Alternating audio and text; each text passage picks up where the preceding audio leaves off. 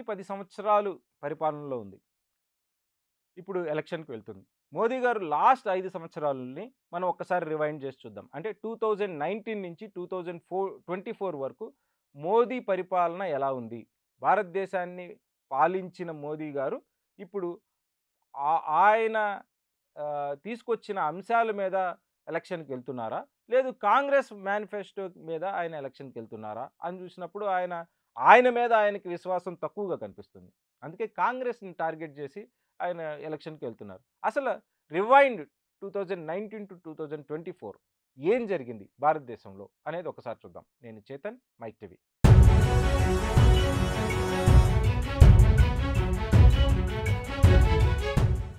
2019 నుంచి 2024 మధ్య భారతదేశంలో ఏం జరిగింది అని మనం ఒక్కసారి చూసినప్పుడు ప్రధానంగా మనకు కనిపించే ఒక 5, 6 అంశాలని, అంటే వాళ్ళు ప్రచారం చేసుకుంటున్న అంశాలు కాకుండా ఇంకా మిగిలిన అంశాలని మనం ఒక్కసారి టచ్ చేసి చూద్దాం. గ్రోయింగ్ ఇండియా, ఇండియా చాలా ఫాస్ట్‌గా పెరుగుతుంది, మోదీ ఆధ్వర్యంలో దూసుకుపోతుంది అని ఒక పక్క వాళ్ళు అనేక యాడ్స్‌తో టీవీ ఆన్ చేయగానే, లేదు యూట్యూబ్ ఆన్ చేయగానే మనకు విపరీతమైన యాడ్స్ కనిపిస్తూ ఉన్నాయి. అయితే ఆ యాడ్స్‌తో పాటు వీటిని గూడా మీరు ప్రచారం చేయండి. 2019 నుంచి 2024 మధ్యలో కరోనాలో ఎంతమంది చనిపోయారు అనేది మీరు ప్రచారం చేయండి. గంగా నదిలో శవాలు ప్రవహించే స్థాయికి మీ పాలన వెళ్ళింది అనేది వాస్తవం కాదా? 2, మణిపూర్‌లో నగ్నంగా ఒక స్త్రీని వివస్త్రాలను చేసి నగ్నంగా రోడ్డు మీదకి నడిపించే సంఘటన కళ్ళ ముందు కదులుతూ ఉంది. భారతదేశంలో, ప్రపంచంలోనే ఎక్కడా జరగని ఇలాంటి ఒక వికృత చర్య భారతదేశంలో జరిగినప్పటికీ పాపం మన భారత ప్రధానమంత్రి నరేంద్ర మోదీ గారికి దాని మీద స్పందించే టైమే దొరకలేదు గత సంవత్సరంగా. ఇది మోదీ గారి పాలన. 3వది, వీళ్ళు విశ్వ ప్రయత్నం చేశారు రైతు చట్టాలు, కొత్త రైతు చట్టం తీసుకురావడానికి. ఒక సంవత్సరం పాటు, దగ్గర 6 నెలల పాటు పంజాబ్ రైతులు ఢిల్లీ నడిబొడ్డులో చలిలో క్యాంపులేసుకొని ప్రభుత్వానికి వ్యతిరేకంగా ఒక సుదీర్ఘ పోరాటం చేసిన ఘటన ఈ 5 సంవత్సరాల్లోనే మనకు కనిపిస్తుంది. దాన్ని ఎవరన్నా మర్చిపోగలరా? 4, సీఏఏ.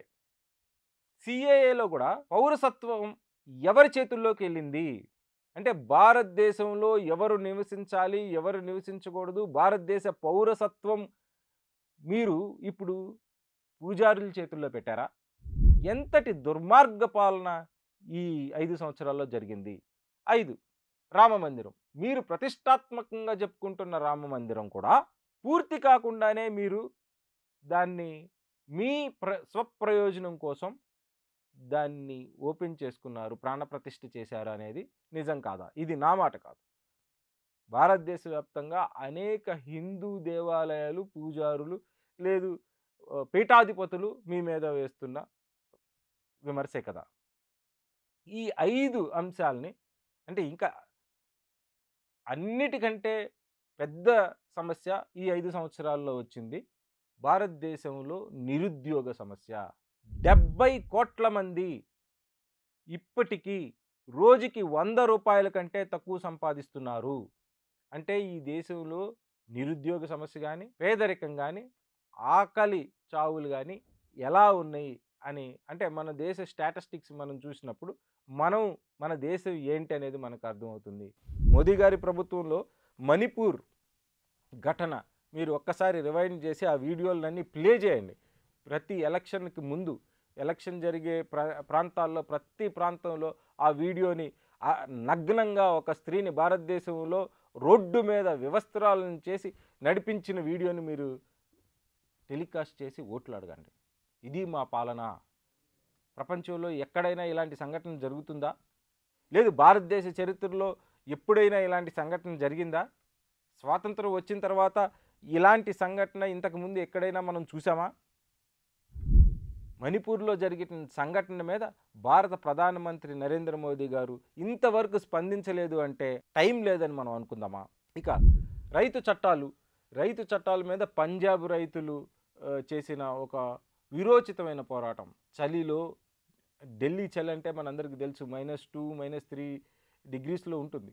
అలాంటి చలిలో వాళ్ళు కొన్ని లక్షల మంది ఢిల్లీ నడిబొడ్డులో రోడ్డు మీద టెంటులు వేసుకొని కొన్ని నెలల పాటు వాళ్ళ జీవితాలని వదిలిపెట్టి, వాళ్ళ ఇల్లులను వదిలిపెట్టి, వాళ్ళ పొలాలను వదిలిపెట్టి, వాళ్ళు ఒక సంవత్సరం పాటు పంట పండించకుండా కంప్లీట్‌గా ఢిల్లీ నడిబొడ్డులో ఆ రైతు చట్టాలకు వ్యతిరేకంగా వాళ్ళు చేసిన పోరాటాన్ని ఒక్కసారి ఎందుకు ఈ టీవీలన్నీ మళ్ళీ ప్రసారం చేయట్లేదు?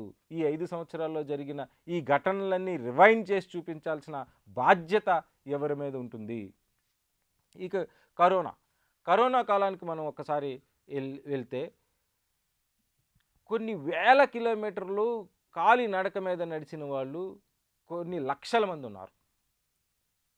సడన్‌గా లాక్‌డౌన్ చేసి చప్పట్లు కొట్టండి, గిన్నెలు కొట్టండి, సాయంత్రం 7కి చప్పట్లు మోగించండి, కరోనా పోతది అని భారతదేశ ప్రధానమంత్రి గారు చెప్పారు.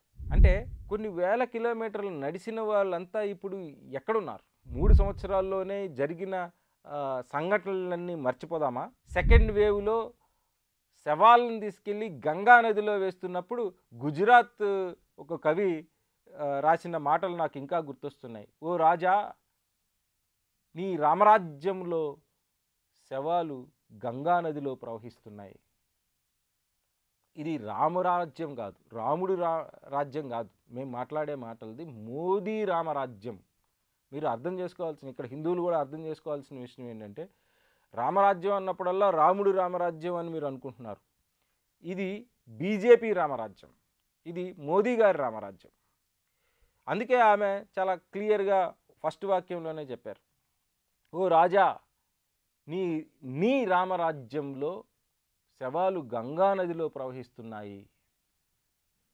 అలాంటి ఒక విషాదకరమైన ఘటనల్ని ఈ 5 సంవత్సరాల్లో మనం చూసాం. వాళ్ళు ప్రచారం చేసుకుంటున్న మోదీ గారి ఆధ్వర్యంలో భారతదేశం విశ్వవ్యాప్తమైంది, విశ్వ విజేత అయ్యింది, విశ్వ నెంబర్ 1గా ఉంది అని చెప్పుకుంటున్నారు. నిజానికి భారతదేశంకి ఎప్పుడూ ప్రపంచం ఆకర్షితమయ్యే ఉంది. ఇక్కడ వనరులకు కానీ, ఇక్కడ సంస్కృతికి కానీ, ఇక్కడ క్లైమేటిక్ కండిషన్స్కి కానీ ప్రపంచం ఎప్పుడు ఏన్షియన్ సివిలైజేషన్ దగ్గర నుంచి ఇక్కడ ప్రపంచం దృష్టి అంతా భారతదేశం మీద ఉంది. అందుకే వాస్కోడగామా అక్కడి నుంచి బయలుదేరి భారతదేశానికి రావడానికి అనేక సార్లు ప్రయత్నించి మధ్యలో ఒకసారి అమెరికాను కనుగొన్నాడు. ఎందుకు అంటే ఇక్కడ వనరులు అలాంటివి. ఇది మీ గొప్పతనం కాదు, ఈ భూగోళం, ఈ భూభాగం యొక్క గొప్పతనం. మీరు దీన్ని విశ్వవిజేతగా మార్చలేదు, మీరు మార్చలేరు కూడా.